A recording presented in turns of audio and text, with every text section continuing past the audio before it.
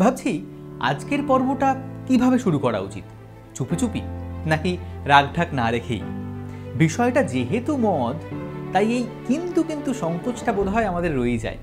মদ খাওয়া যায় কিন্তু গুণ গাওয়া যায় না। অথচ মায়া সভ্যতা থেকে প্রাচীন ইজিপ্ট, গ্রিস, চীন, এমনকি ভারতীয় উপমহাদেশে মদের নির্দিষ্ট দেবতা ছিলেন। সংস্কৃত হোক বা বাংলা, সব প্রাচীন সাহিত্যেই মদের উজ্জ্বল উপস্থিতি। তাই ভাবলাম আজ একটু মদ নিয়ে আড্ডা হলে কেমন হয়। মদ নিয়ে কথা বলছি বলে এটা বুঝে বসবেন না যে মদ্যপানকে প্রমোট করছি। মদ্যপান আমাদের অধিকার, প্রকাশ্যে মদ্যপান করা হোক, এ জাতীয় কোনো বার্তাই দিতে চাইছি না। মদ্যপান স্বাস্থ্যের পক্ষে যে ক্ষতি করে সবাই জানে, কিন্তু ইতিহাসের গল্প তো নয়। তাই আজ ভারত ও বাংলায় প্রাচীনকাল থেকে চলে আসা সুরা সংস্কৃতি নিয়ে খানিক কথা হতেই পারে।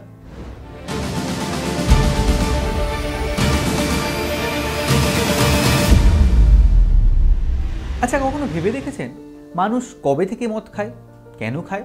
মদ কি একটা খাবার জিনিস? না, খাবার জিনিস নয়, পান করার জিনিস। কিন্তু হঠাৎ মদ মানে যার প্রধান উপাদান অ্যালকোহল, তার প্রতি মানুষের এত আসক্তি কেন? কারণটা প্রাগৈতিহাসিক। জানলে অবাক হবেন, আমাদের মধ্যে এমন এক জিন আছেন যিনি দায়িত্ব নিয়ে অ্যালকোহল হজম করান। তার নাম ADH4, আর তাঁর প্রভাবে কাজটা করে অ্যালকোহল ডিহাইড্রোজেনেজ নামে একটা উৎসেচক। আজ থেকে 10 বিলিয়ন বছর আগে আমাদের প্রাইমেটদের শরীরে এই জিন ছিল। তার মানে আমাদের অ্যালকোহল নেওয়াটা প্রাগৈতিহাসিক ছাড়া আর কি। কিন্তু যখন মানুষের সভ্যতাই ছিল না, তখন মদ আসতো কোত্থেকে? এটাই ভাবছেন তো? সবই তো প্রকৃতির দান। মদ তো তৈরি হয় শর্করা গেঁজিয়ে গেলে, তাই না? আঙুর বলুন বা আপেল, মোটামুটি সব পাকা মিষ্টি ফলই গেঁজিয়ে গেলে এথানল তৈরি হয়। আদিম মানুষ হোক বা পশু পক্ষী, সকলেরই এই অতি পাকা ফলের সূত্রেই, মানে ইথানলের সূত্রেই অ্যালকোহলের সঙ্গে পরিচিতি। সেই নেশা নেশা ঘোর ঘোর আবেশটাকে উপভোগ করতে করতেই হয়তো মানুষ একদিন মদ বানিয়ে ফেলল। আর তার এমন টান যে করোনাকালে পৃথিবী শটান হয়ে পড়লেও মদের দোকানে লক্ষ্মী অচলাই রইলেন। এই মানুষ নামক জীবেদের একটা আজব বৈশিষ্ট্য, বুঝলেন? এরা সবেরই শিল্প বানিয়ে ফেলে, সে চপ হোক বা মদ। তাই প্রাচীনকাল থেকে দেশে বিদেশে মদ নিয়ে মাতামাতি তো কম হয়নি। বাকি পৃথিবীর গল্প আপাতত তোলাই থাক। ভারতীয় উপমহাদেশে বৈদিক যুগ থেকে যদি দেখি, সোমের কথা সেখানে পাবেন। সোমরস থেকে এসেছেন এই দেবতা সোম। ঋগ্বেদের নবম মণ্ডলে সোম মণ্ডল নামে পরিচিত একটা অংশ রয়েছে, যেখানে সোমরস নিয়েই রয়েছে 144টা স্তোত্র। ভাবুন, এই সোমরসের গুণ ও আনন্দদায়িনী শক্তি নিয়ে সেখানে উচ্ছ্বাস প্রকাশ করা হয়েছে। এই বিশেষ মদ্যপান নিয়ে সেই সময় কিন্তু একটা অনুষ্ঠানও হতো, যেখানে সোমরসের সম্মানার্থে হতো বলিদান এবং যজ্ঞ। মানে মদ মাংস সহযোগে খানাপিনা আর কি। মাখন, দই, দুধ এবং ভাজা বা শুকনো শস্য দানার সঙ্গে পান করা হতো এই সোমরস। বিভিন্ন পুরাণগুলোতেও মদ্যপানের কথা এসেছে নানাভাবে। যেমন ধরুন সমুদ্র মন্থনের কাহিনী, সেখানে সমুদ্র থেকে একে একে দুধ, ঘি, চন্দ্রদেব, লক্ষ্মী, ঐরাবত হাতি, উচ্চৈশ্রবা ঘোড়া, কৌস্তবমণি, অমৃতভাণ্ড, কালকূট বিষ ইত্যাদির সঙ্গে উঠেছে বারুণী সুরা বা মদ। দানবরা সেই সুরা গ্রহণ করছেন না, করছেন কারা? দেবতারা। তাই দেবতারা হলেন সুর, আর দানবরা সুরাবিহীন অসুর। দেবতাদের মধ্যে দেবরাজ ইন্দ্রের সুরাশক্তির কথা তো সর্বজন বিদিত। এমনকি যাবতীয় পৌরাণিক সিরিয়ালে দেবরাজ ইন্দ্রকে আমরা সুরাপাত্র হাতেই দেখতে অভ্যস্ত। জলের দেবতা বরুণেরও প্রিয় মদ হচ্ছে বারুণী। মহিষাসুরের সঙ্গে যখন দেবী দুর্গা যুদ্ধ করছিলেন, সেই সময় শক্তি অর্জন করতে মাঝে মাঝে অল্প অল্প সোমরস পান করছেন, এও মহিষাসুর মর্দিনী সূত্রে আমাদের অতি চেনা দৃশ্য। শুধু বেদ পুরাণই বা বলি কেন, আমাদের মহাকাব্যেও মদ্যপানের প্রসঙ্গ রয়েছে ভুরি ভুরি।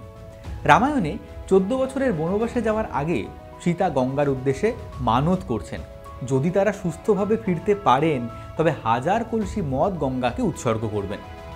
বনবাস কাটিয়ে রাম লক্ষ্মণ সীতা যখন অযোধ্যায় ফিরছেন, তখন আমরা দেখছি যে রাজ্যের মানুষ আনন্দে কয়েকদিন পানাহারে মত্ত হয়ে উৎসব করছেন।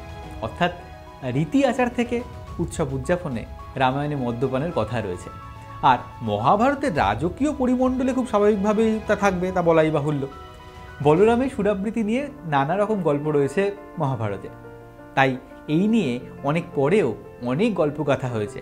যেমন মহাভারতের অনুবাদক রাজশেখর বসু তাঁর তৃতীয় দূত সভা এই গল্পে লিখছেন যে বলরাম কৌরব পাণ্ডবদের পাশা খেলা উপলক্ষে হস্তিনাপুরে এসে পৌঁছেছেন। পাণ্ডবদের সঙ্গে দেখা হলে তিনি যুধিষ্ঠিরকে বলছেন, ধর্মরাজ, শুনলাম আপনারা উত্তম কৌতুকের আয়োজন করেছেন। কুরু পাণ্ডবের যুদ্ধ আমি দেখতে চাই না, কিন্তু আপনাদের খেলা দেখবার আমার প্রবল আগ্রহ। এখানে নামবো না, আমরা দুই ভাই পাণ্ডবদের কাছে থাকলে পক্ষপাতের অপযশ হবে। তাছাড়া এখানে পানীয়ের ভালো ব্যবস্থা নেই। কৃষ্ণ এখানে থাকুক, আমি দুর্যোধনের আতিথ্য নেব। বুঝুন ঠেলা। এই মহাভারতের মূল কাহিনীতে প্রধান চরিত্ররা প্রায় সবাই কিন্তু মদ্যপায়ী। মহিলারাও সেখানে মদ্যপান করতেন। যেমন এক স্থানে দেখা যাচ্ছে যে বিরাট রাজার স্ত্রী তাঁর দাসীকে হুকুম করছেন মদ আনবার জন্য। যুধিষ্ঠির যে অশ্বমেধ যজ্ঞের আয়োজন করেছিলেন সেখানে অপ্রতুল মধুরার আয়োজন ছিল বলে উল্লেখ আছে।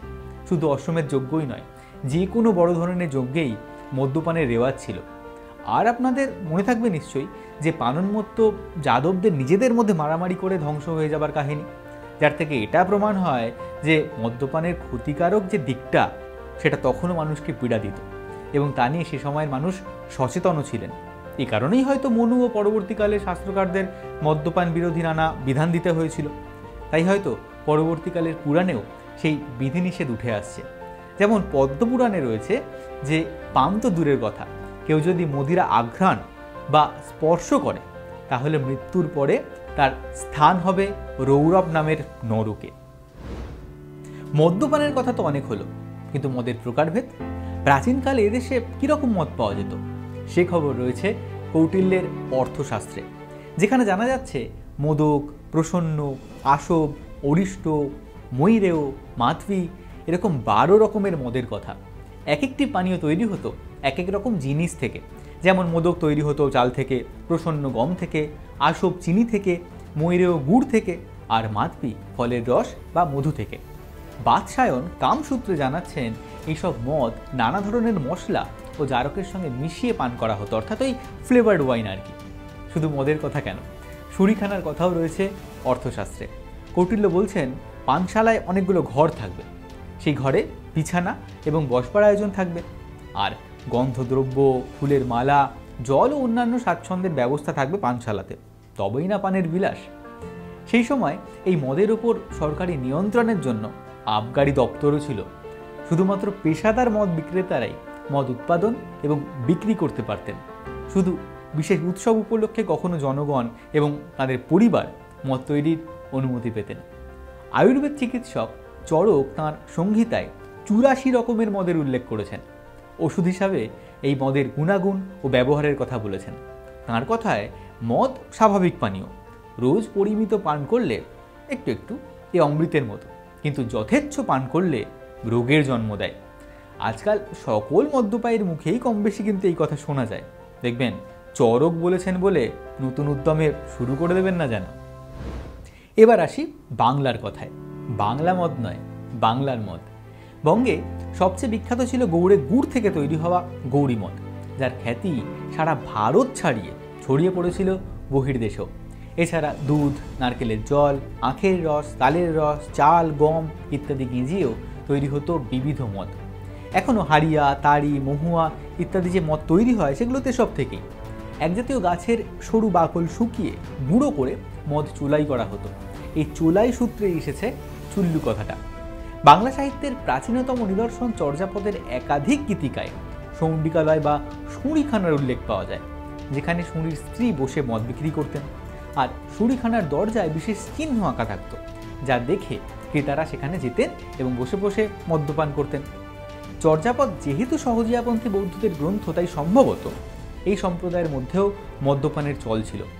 শাক্তদের কাছে মদ তো শক্তি পুজো ও তার উপাসনার একটা অবিচ্ছেদ্য অঙ্গ, কিন্তু কালক্রমে শাস্ত্রের অনুশাসনে অন্যান্য সম্প্রদায়ের মধ্যে মদ্যপান ধীরে ধীরে নিষিদ্ধ হয়ে ওঠে।